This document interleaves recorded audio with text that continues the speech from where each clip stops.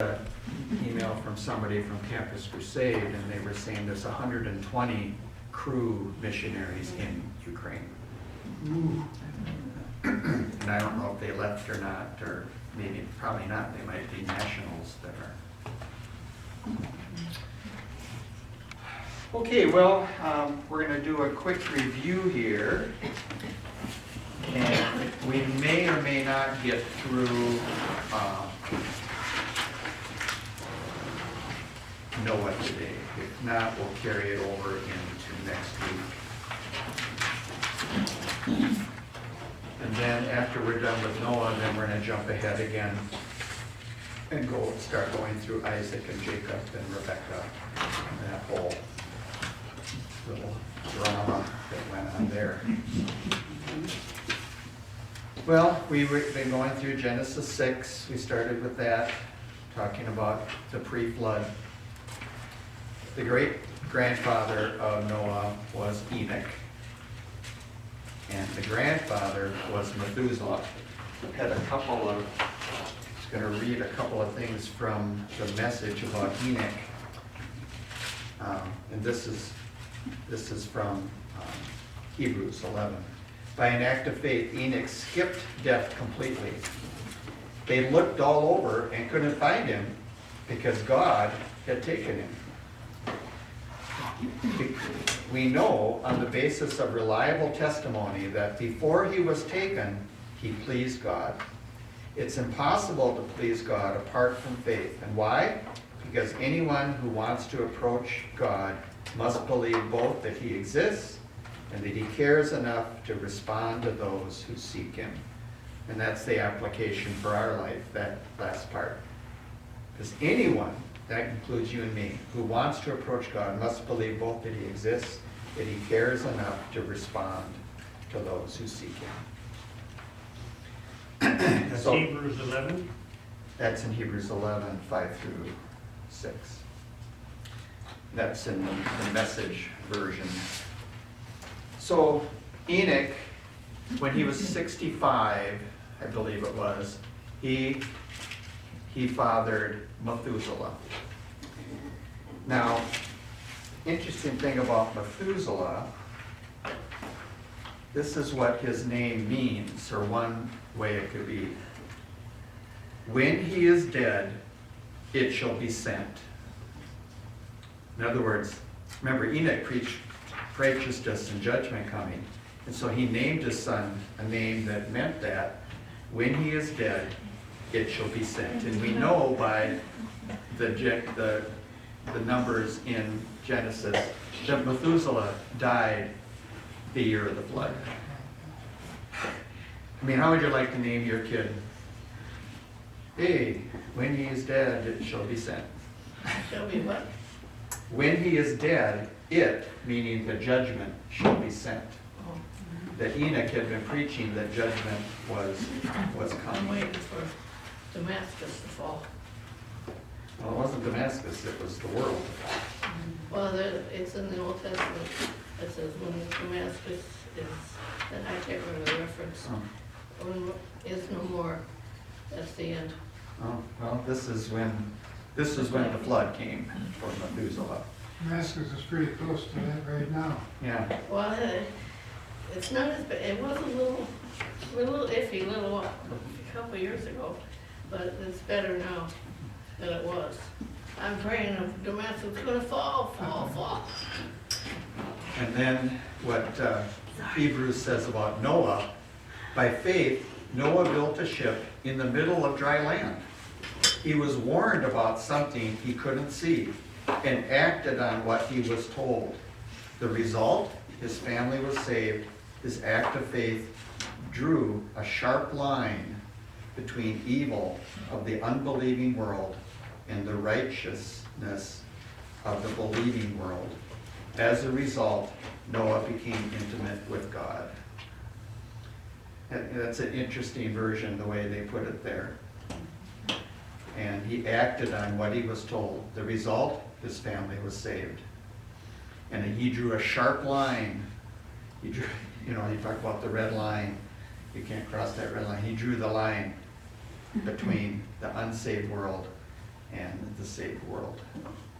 So some interesting versions there. So, now remember now, Noah was about 400 years after the death of Adam. That's when he was born. I was listening this morning to Colin Smith, and he was saying that Adam actually was alive when Lamech was born, which was Noah's father. And he knew that Adam would have known Enoch, Adam would have known Methuselah. It's pretty interesting. And there was 10 generations from Adam to Noah. So the pre-flood world, we've gone through that, was wicked and cruel. And Noah was prophesied about by his father that he would be the one that would bring relief and comfort to the land that was cursed.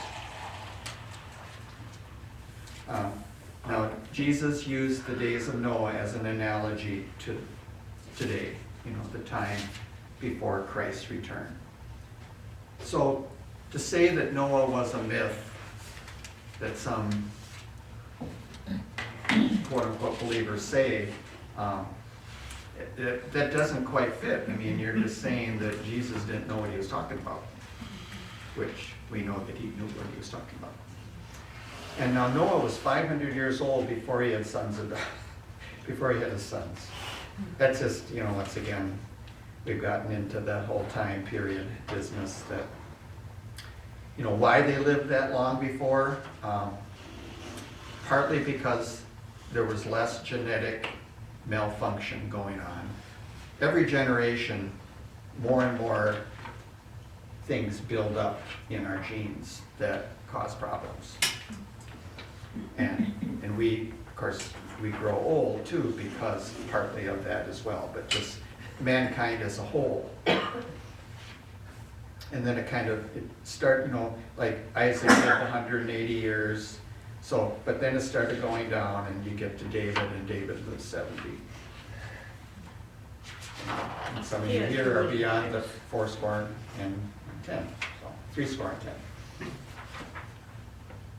So place in history, we talked about that all our DNA can be traced back to Noah. And this is Noah. We don't know her name. We don't know how old she was. I think Kim pointed out that the only person in the Bible, only woman in the Bible that we know the age of for sure was Sarah. You can kind of guess how old Rebecca was. Like when Rebecca died, they guessed she was 127 or something. But that's kind of putting things together. The Bible doesn't say. So there goes the old thing. You never ask a woman her age. So we watched the little Ark Encounter video, what that is like in Kentucky, which is quite, it's really remarkable that they were able to build that, get the funding for it. And it's 450 by 75 by 45, and it's perfectly modeled and designed to be stable in water, so it doesn't tip over. If you're in a kayak, that's not real stable. Last summer I was in a kayak I went on some little day trips, and there were a couple of times where I flipped over, and they've even designed some ships' dimensions today about the same, the same ratio of width and height to length. Now, are you saying that the replica is able to float as well? No, they actually asked that, and he said, well, it wasn't built for that. It was built more like a building. It's built just to be a model, right? Yeah, he said there was never going to be another flood. And there's never going to be another flood, right? But it really shows the inspiration of Scripture. Because how did the writer of Genesis have that knowledge to say, if it was just a made-up story, you would have come up with something like, we're going to see a clip here talking about the flood myths that are all over world cultures. Now, they have a story about it, but they, there's inconsistencies in what the true story was, like what the boat was like and things like that. But they do have that somewhat, knowledge passed on by oral tradition that there was a flood. Now, it's kind of like the telephone thing that you used to play at parties, remember? You would start out with a phrase and then you go around the room.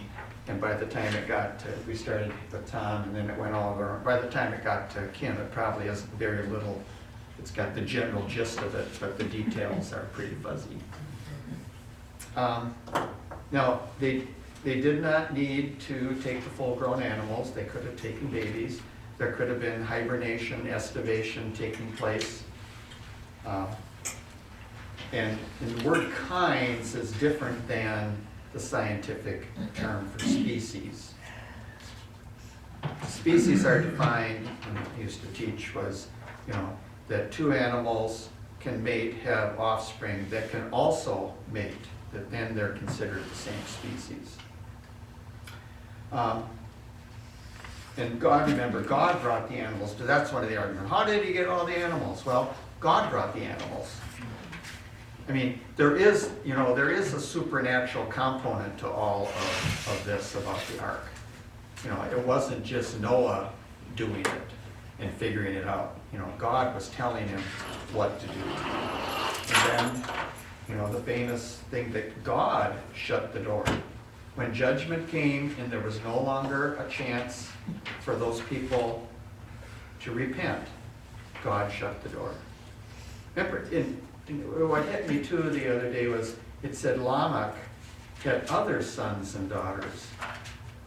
Noah had brothers and sisters, probably nephews and nieces, that had all rejected his words. And to know that when that door closed, that was the last chance and the last time he'd ever see his family.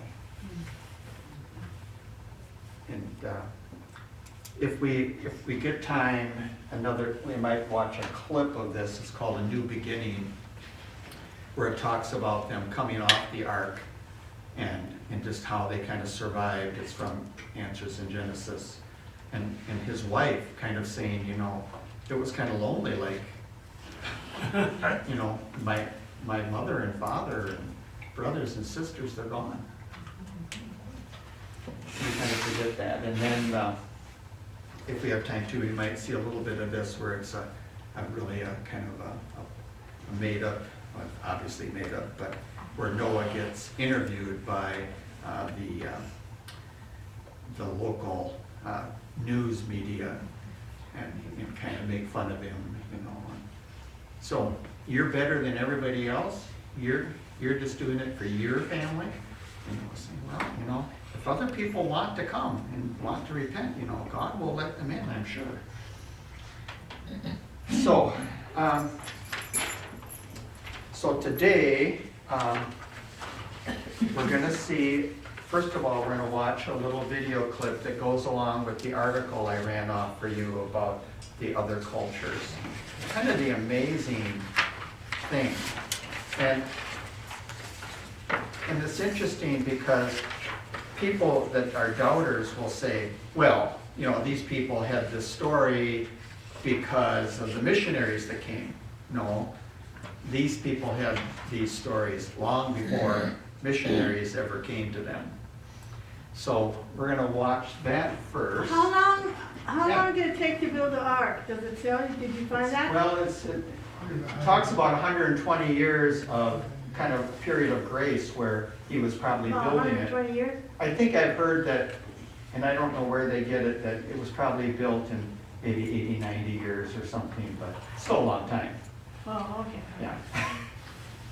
It's hard. That's another one that's kind of hard. They work that long.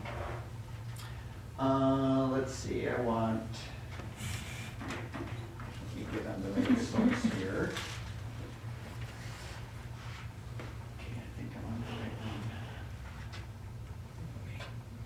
First 2/3 of his life. I thought it was in the Bible somewhere.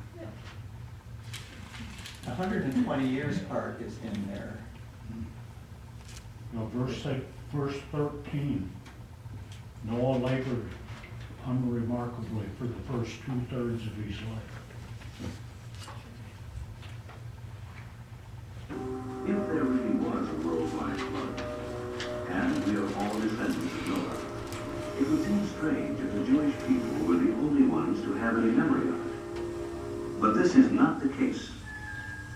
References to a great water cataclysm have been found in the legends and mythology of nations and tribes around the world. In fact, anthropologists have collected 59 flood legends from the Aborigines of North America, 46 from Central and South America, 31 from Europe, 17 from the Middle East, 23 from Asia, and 37 from the South Sea Islands and Australia. Not one of us now living is a descendant from the original race of man who will perish. We, numerous as we are no other than a second race sprung from Deucalion. The original peoples were full of pride and insolence, unfaithful to their promises, inhospitable to strangers, deaf to suppliants. Long after the time of Homo, the first man, the earth became wicked and careless of the worship of the gods. One man was righteous, Noah. The god Kronos appeared to him in a dream and announced that on the 15th of the month Thaisios, all men would perish by a flood. Deucalion put himself with his wives and children in a great chest, and thereupon there came to him boars and horses and lions and serpents and all kinds of land animals. He took them in.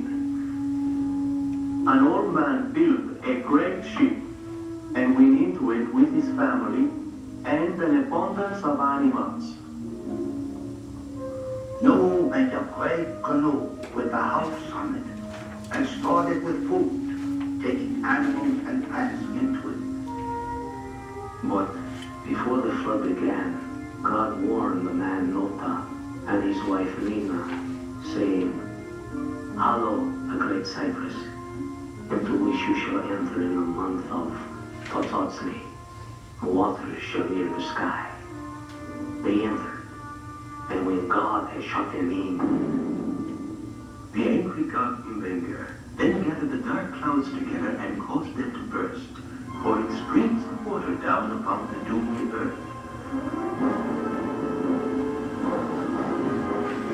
The earth suddenly opened its sluices. Heavy showers of rain fell. The river swelled. The rivers breaking out rushed through the open plains and bore away together the standing corn, the graves, flocks, men, houses, and temples. Like trunks of trees floated the corpses above. Like the spawn of fish, they now filled the sea. Towns, hills, and mountains were slowly submerged. And now the sea and land had no mark of distinction. Everything was now ocean. The wolf swims with the sheep. Every day it rained. Every night it rained. The sky fell.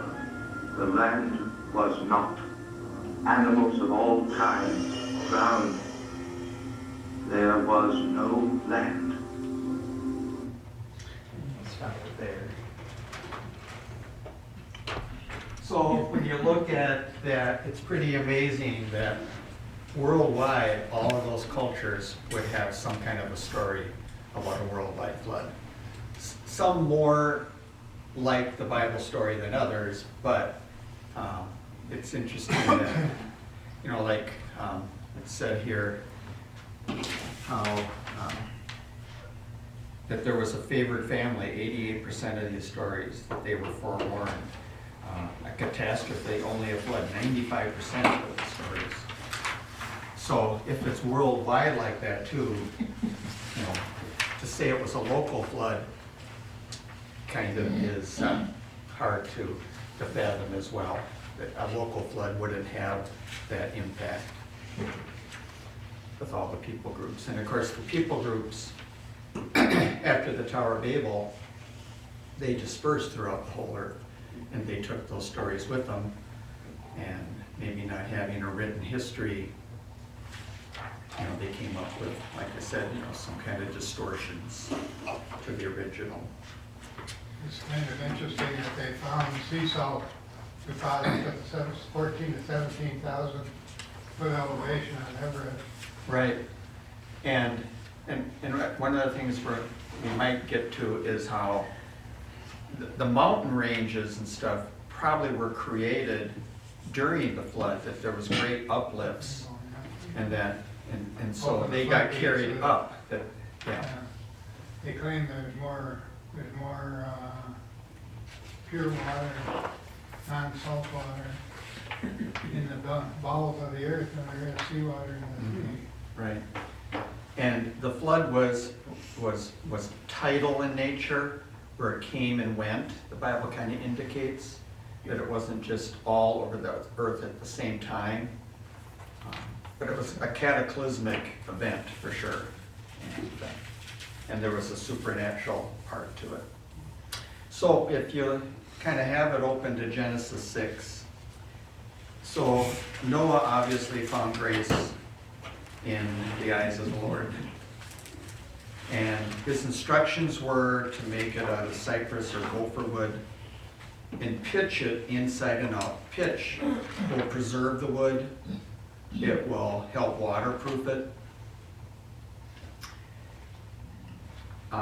Some people have speculated that, to preserve it inside and out like that was so that it would be preserved for all time, and then it could be found later. It's never been proven that somebody's found the ark. There's been, talks about it. Josephus talked about that there were a lot of historians before him that would refer to the ark, that people would go to where it was and have ceremonies. It was interesting, when I was in college, I was in an anthropology class, which is at the U, probably no real friend of the Bible. And I talked to my teacher's assistant, and he said that we could go talk to the professor, and I wanted to ask him, I said, so what would happen if they did find Noah's Ark, to all the things that you have been telling us, about the origin of people groups and everything? He said, well, he was pretty arrogant, I would have to say. He kind of looked at me like, it was like, so he says, what if it rains tomorrow? What if the moon is made out of cheese? He says, and then he turned away and walked away. And so the TA was, I think, a little bit embarrassed too. And I said, well, he didn't really answer my question. And the TA said, well, he said, I guess he's saying you can't ask that question until they prove that they found it. Which, that goes against what, he hasn't proven all the stuff that he was talking about in the anthropology class either. So, but I thought, that's always stuck with me. That was very interesting. So, the ark then also had a roof with windows. We know that because Noah let the dove and the raven out of a window, and then they came back. It was 3 stories with rooms. And the Ark project in Kentucky, it's really something. We saw the little video clip of it. Now, there's a thing here about the amount of space inside. Said that Noah's Ark was the greatest structure ever built to float upon the waters of the sea until the late 19th century. It was a barge, not a ship, with sloping sides, and therefore had 1/3 more carrying capacity than a ship of similar dimensions. Assuming the minimum length of a cubit, the ark was a capacity of nearly 1,400,000 cubic feet. I think when you built your house, it was smaller than that, right, Guy? That's what. And therefore so huge that 522 modern railroad cars, boxcars, could be fitted inside. And since 2 of each of all air-breathing creatures in the world today could be comfortably carried in only 150 boxcars, there was plenty of room in Noah's Ark for all the kinds of life today, plus 2 each of extinct air-breathing types, plus food for them all.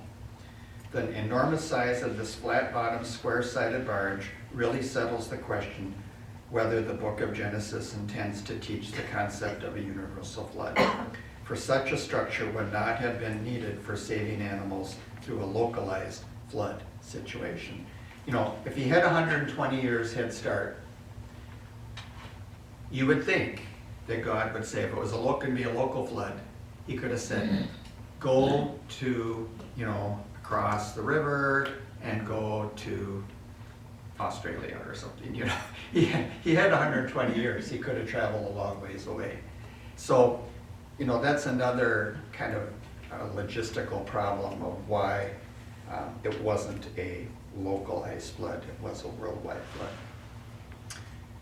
So, yeah, so the amount of space was sufficient. And plus, Ken Ham points out the whole thing about kinds. He didn't have to take every species of cat.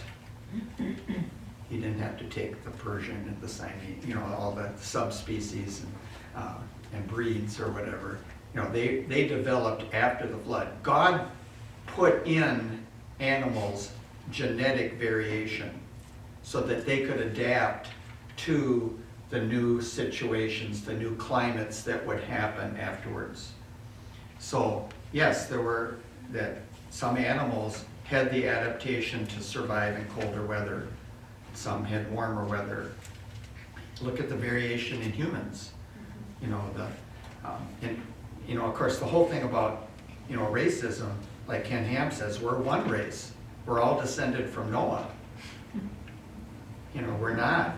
You know, to say that we're separate, you know, types of beings. It was sad back in the 1850s that that the racism was there, and there were some Bible people that, of course, believed in racism, and they would say, well, yes, but there was a black Adam and Eve, and not as well as a white Adam and Eve, that they were, you know, things like that, which is just crazy. Okay, so more than just rain, I think that's important too. The fountains broke. I think I've heard that if all the rain in the atmosphere, all the moisture in the atmosphere fell on the earth, it would just cover the surface of the earth about 2 inches all the way around. So it was more than just rain. It said the fountains broke loose, the flood was tidal. It was 40 days it came and went. It came and went 150 days. So and we're going to see a little video clip about the Grand Canyon and how that shows how probably that happened. It's probably when plate tectonics, that's the continental drift, took place as well. That, you know, they say, well, it had to be millions of years because the continents are shifting only like 2 inches a year or whatever, they're the spread. But it could have happened a lot faster as well. There were volcanic and mountain uplifts. There was mass death and destruction. And it really accounts for most fossils. For a fossil to take place, you have to have a quick burial. If an animal dies in the woods, their bones are scattered and their flesh is eaten, you know, really, really quick. It doesn't turn into a fossil. So, but when there's a flood and they get buried quickly, then they can be preserved. And I think that's an important thing. I always remember being at Dinosaur National Monument in Colorado, which is a neat place to go. It's really out in the boonies though. But there's a place where they have the wall, and they have a wall that is just full of dinosaur bones. Very cool. But their explanation is that these animals died and they floated in the river and got stuck on a sandbar, and they just built up over time. Well, I mean, there's thousands of these bones there. And even that wouldn't explain how they could get buried that quickly all at once. Coal is supposed to have developed little by little over time. And if there would have been mass vegetation that would have been quickly buried and turned into coal. There has been places where they have found trees perpendicular through the coal bed. Now, you can't explain that by slow sedimentation and buildup, or that the peat turned into coal slowly. So that's another example of that. Brian, one of the things Yeah. that was discovered after Mount St. Helens eruption, Yes. within 2 years after the eruption, one of the State Forest Service guys who lost his partner, they were monitoring the mountain when it blew in the northeast corner there where it blew out. It just happened the one that survived, it was his turn to go to town to get supplies. His buddy had never been found, but they found a tree that had hot mastic flow up against one side and the other side didn't have any of it, and they found that side that had the heat was, what do you call it, turned into rock. Petrified wood. Petrified. Petrified Well, wood. here's a tree, they had a tree that was 30 years old, I don't know how big it was, but half the tree was petrified, the other half still was losing bark from having Right, died in the right. explosion, so. And then also just the quick construction of valleys, Yep. of canyons, with Oh, the big water flow coming through, and we're gonna see that with, When an animal or anything dies in the water, it settles to the lowest point. You figure out when the flood happened, there were big catches of animals and even human beings in some places. They would have settled in and been covered with sediment of the immense pressure yeah, of water 60 feet above the highest mountain peak right. would have created that. Well, we're gonna see next. Now, this is a little geology lesson here too, so you can picture yourself back in 8th grade earth science, although they're not gonna teach earth science anymore in 8th grade, it's in 6th grade. Which I don't think the 6th grade teachers are happy about that. Okay. Now this is Genesis History. Some of you are familiar with Del Tackett. Del Tackett did the Truth Project, and he did this project on his, hopefully I kept my spot here.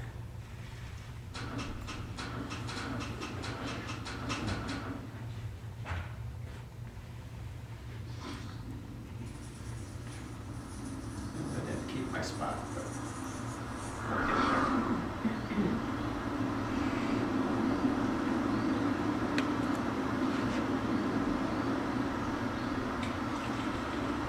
You know, I grew up in country like this. My dad and I would ride our horses up to these amazing high mountain lakes. We'd ride back into some pretty remote wilderness areas with incredible streams and meadows and wildlife. I love it here. Look at this canyon. It reminds me of the Grand Canyon. You got this little stream, you got these steep canyon walls. How long do you suppose it would take for a stream this small to remove this much material and cut the canyon this deep? This rock has a history, just like I do and just like you do. It came from someone. A lot of these rocks have been dated to be 350,000 years old, up to 2 million. That's pretty old.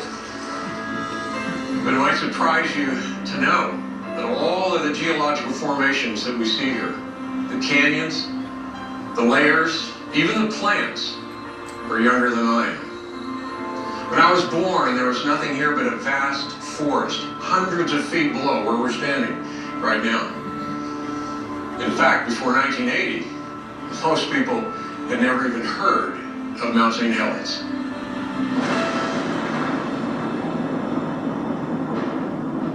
It was in that year, on May the 18th, that molten rock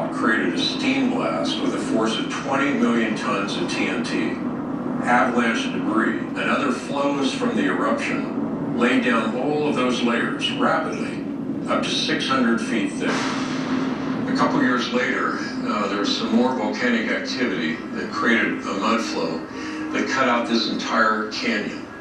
It also cut through deep bedrock, all in a couple days. Isn't it amazing what a little bit of information from the past can do to help change your view of the present and the present world around you? There are a lot of assumptions made by a lot of people about the history of the earth around us. The question is, how do those assumptions affect how we view that history? But more importantly, how do they play into how we view science and the Bible? Did God create the world in a few days or billions of years? Is mankind descended from apes, or did God create us instantly in his image? Was there a global flood that destroyed the earth, or is that a myth? In other words, is Genesis history?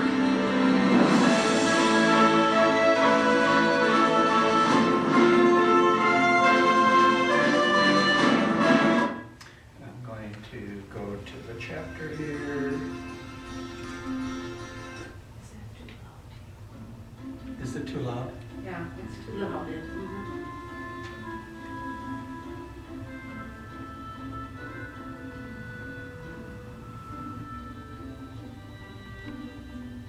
Okay, here's the Stephen Austin, who's been a Christian geologist, and they're at the Grand Canyon. When we think about the history of the earth, there are a lot of things we need to consider. But one of the most fascinating is the account of the flood. Was the whole earth covered with water? Genesis says the waters prevailed so mightily on the earth that all the high mountains under the whole heaven were covered. So if the flood was truly global, wouldn't there be a lot of evidence? I'd heard of a scientist who had spent over 40 years studying this question. When I spoke to him, he said he had a great place where we could see evidence for the global flood. Steve, I gotta admit, I've been here several times, but every time I come here, it is breathtaking. Besides being at home, Grand Canyon is my favorite place on earth. Yeah. So, Steve, tell me, what do you see here? When we look at Grand Canyon, we see the inside story to the ground beneath our feet. And we kind of have a layer cake here, don't we, of strata that have been eroded for our benefit to see the inside structure of the earth. These same layers are also in Colorado. We're also in Illinois, also in Pennsylvania. So when you say sedimentary strata, you're talking about the layers that we see? Yes. So the lowest layers are formed first. Those are sediment grains that were mixed, separated, and flowed in here from different directions and accumulated one on top of another. And then, of course, naturally, they convert to rock. So you're saying that the solid ground we're standing on right now, if we went back in its history, it'd be liquid? Yes. So the ocean is doing some amazing things, and water of incredible power is depositing the layers we see in the canyon. And are there fossils in all of those layers? There are marine fossils through all the layers. But the standard explanation is that there were 17 different advances and retreats of the ocean over the North American continent. And it was extended over hundreds of millions of years. And what is the evidence that you see here that would say that doesn't seem to make sense? The 4,000 feet of flat-lying strata in the canyon are flat. And relative to one another, we look in between the strata layers and we don't see the passage of time in between layers. You mean erosion? Erosion, especially, and channeling on any great scale is not visible. And then we look at the strata themselves, and they provide evidence of rapid, very rapid sedimentation. Just minutes or hours is all that's needed to make layers. Well, tell me about the story of these layers. I mean, how did they get here? In the 600th year of Noah's life, on the second month, the 17th day of the month, the same day were all the fountains of the great deep broken up, and the windows of heaven were opened. My understanding is the ocean floor upheaval occurred. Some type of magma or earthquake propelled the oceans over the continent. So that's why we get these marine fossils in these layers. Yes, and we have 6 months the waters prevailed upon the earth, another 7 months or so for the water to subside. The 4,000 feet of strata probably represents the early and middle part of the global flood right here in Grand Canyon. We have other strata locally in this Grand Canyon region. That's called the Grand Staircase. We have about 10,000 feet, 2 miles thickness of strata on top of the Grand Canyon. Higher than where we are. Higher than where we are. And that represents the later stages of the flood and the retreat of the floodwater. This surface was beveled by retreat of floodwaters. And as the flood retreated into the newly formed ocean basins, then the continents probably uplifted, and the ark, of course, was landed in the high country in the Middle East. Well, there's some people who say that that record is about a local flood. I believe it's a global flood, and all the high hills are the whole heaven recovered, a universal statement. But that mountains have risen since then, and we shouldn't measure the depth of the floodwaters by the present mountains of the earth, which are largely created during the flood and after the flood. Well, the fact that we have all of these layers would be unknown to us if we were standing on them, somewhere else. But they're known to us because they've been cut out. How did that happen? Well, it was a story that we all learned in grammar school. Okay, Colorado River, over tens of millions of years, cut the Grand Canyon. Most geologists have jettisoned that idea. It's hard to sustain a canyon like this for tens of millions of years. You can't imagine a canyon enduring that long with erosion. Is that because it would have, eventually the sides would have collapsed and broken down? Then how in the world do we get this all carved out? Well, there are lots of theories, and personally I like the idea of catastrophic erosion by drainage of lakes. So after the flood, we have these large bodies of water, these lakes that are trapped. There's evidence of the big lake in the Painted Desert, a place called Hopi Buttes. About 500 cubic miles of water in this huge lake. And so the dam breaks and all of that massive amount of water then is now pouring out and carving this. Yes, and how long would it take to erode Grand Canyon? Maybe weeks, but not millions of years. Time is not a magic wand that solves all the geologic problems of the world. Jettison that way of thinking about millions of years and then start thinking about catastrophic process like you've seen at Mount St. Helens, and that'll help you understand Grand Canyon. Everywhere we looked, Steve showed me evidence of the incredible power of moving water. He quickly laid down these enormous layers, then quickly eroded them away. Steve wanted to show me where the floodwaters first hit the continent, so he took me deeper into the canyon. And we'll stop it there for now. So, some interesting science there. And I think that one of those things that's not explained is, you have these kind of definite lines between. And if there's supposed to be thousands or millions of years between those layers being set down, there should have been erosion on those lines, and it wouldn't be just straight lines of, a layered cake type thing. So I think that makes a lot of sense to me. And of course, when you go to how many have been to the Grand Canyon? Yeah. And so when you go there, of course, they have plaques all over the place saying, how old this is and how this took place, and whatever. But it is an amazing place, the Grand Canyon. In Dinosaur National Monument too, they have a canyon that's not as wide but almost as deep, and it's the same type of thing you see where the layers are.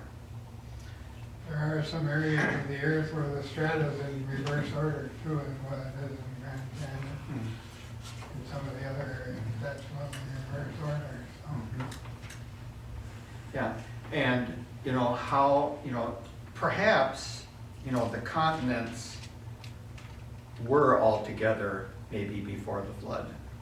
And then there was the tectonic plates that separated during the flood. And I mean, there's really evidence that they were together at one point. You know, that South America fits into Africa really well, the geology and the mountain ranges and all of that. But Up in the Bering Straits there, there's evidence at one time that there was a land walk across there. and that would explain. Earthquakes and whatnot, and lowered the, changed the elevation. Right, and and put after it under the, the sea. yeah, and then after the Tower of Babel, then that's how people groups Yeah. came to Yeah. America, right, crossing the Bering Sea.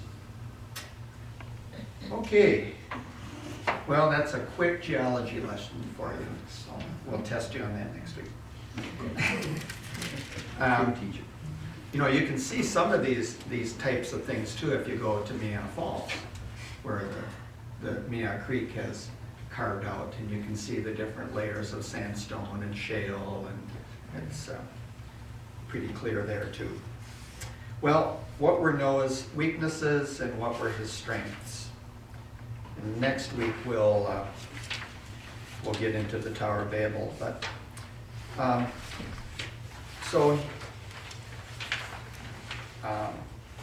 some of this goes with some of his strengths. You know, one of his weaknesses, of course, was, after all, he was a fallen human.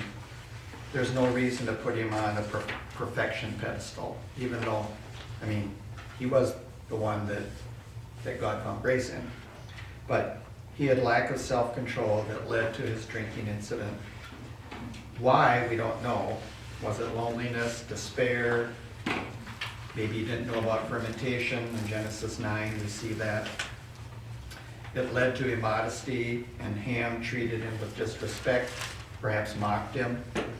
And his son, Canaan, was cursed. And they became nations, the Canaanites and Egyptians, not Africans. That was the old racist idea too, that, well, you know, it's okay that blacks are slaves because Ham was obviously black and he was cursed. You know, well, that's baloney. And you know, and it led to, you know, problems. You know, Noah did have issues with that. You know, perhaps he didn't know about fermentation. We don't know. But it seemed like it was probably just a decision, and why, we don't know. Well, his strengths were he was righteous, like Seth and Enoch before him. But the world was so wicked, imagine how hard it must have been for him to stand alone in that environment. And Enoch too. You know, the good thing about Enoch was, well, God took him. And everyone thought you were a nut job. You know, here you are building this big structure, and but he was a preacher of righteousness. The memory of creation had faded away, and they didn't listen to Enoch. And apparently no one cared that Enoch was taken up and disappeared. His family looked for him, apparently, and it's kind of a sign of the coming, you know, perhaps if you are a pre-tribber, you know, that Enoch was taken up before the judgment came. You know, he didn't have a whole lot of fellowship or support, except for maybe his father. We don't know much about Lamech, and obviously I think Methuselah was a righteous man. And of course Methuselah, 969 years.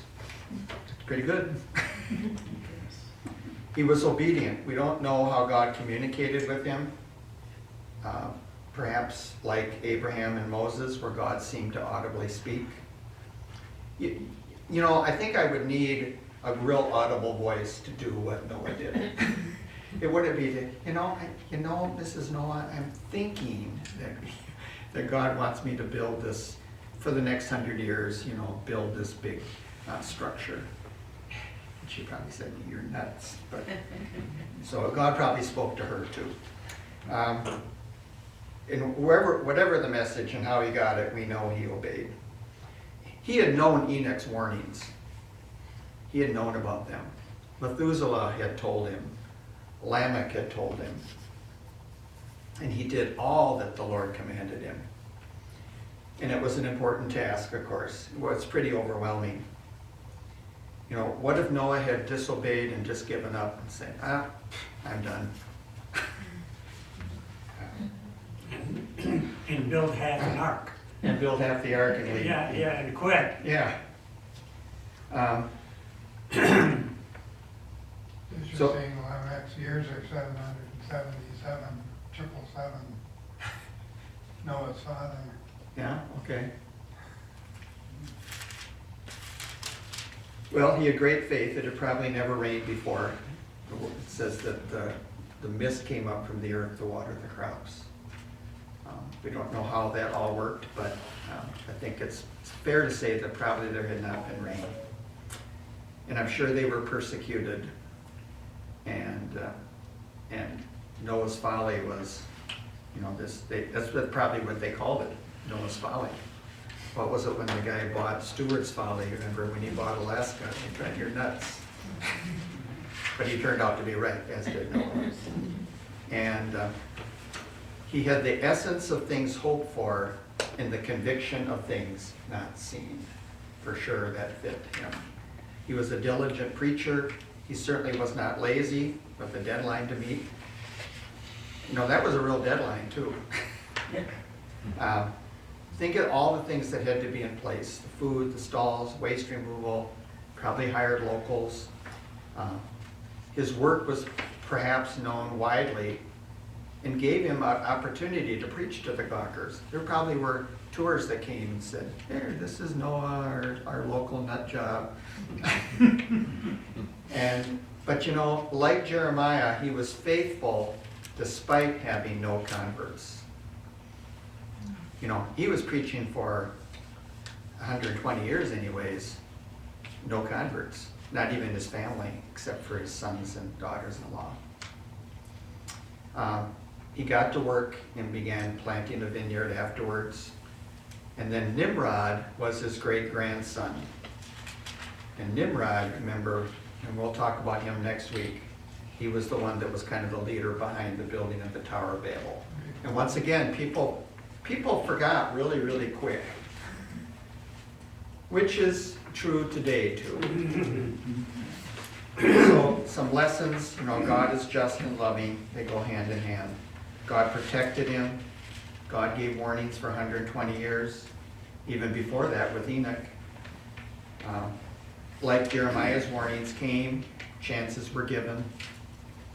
God looked after them in the ark. You know, that was important too. It said it does indicate God watched over them. No leaks, you know, no volcanic ash falling on them. It was really providence. They landed on the mountains of Ararat. We're not sure which mountain. And the second coming is analogous to Noah's time. People ignore the warnings and live their lives. People love darkness rather than light because their deeds were evil. And God will spare even when there is only one. Remember, Sodom would have been spared for 10. So history shows that martyrs who stood alone, and when they had to stand alone, they did. And Noah's certainly one that stood alone when he had to. And that's one of the biggest things, you know, we could ever teach our kids and grandkids is how to stand alone. Because the world's not going to accept you if you know, all in all. Any comments, closing comments? Like I said, next week we'll talk about Nimrod and what he was like. Yeah. I did do my homework. Okay. I went and found Abraham, and chapter 25, verses 1 through 6, tell after Sarah died, you know, the woman and the 6 children he had, and the concubines and that. So I He did didn't have more than one. Yeah. More than one. Okay. Well, I don't know, it's just, that's where, chapter 25 of Genesis, verses 1 through 6, Okay, if anybody great. wants to look at Okay, it. so we'll I go have never heard that even got married again until you mentioned it. You Okay. know?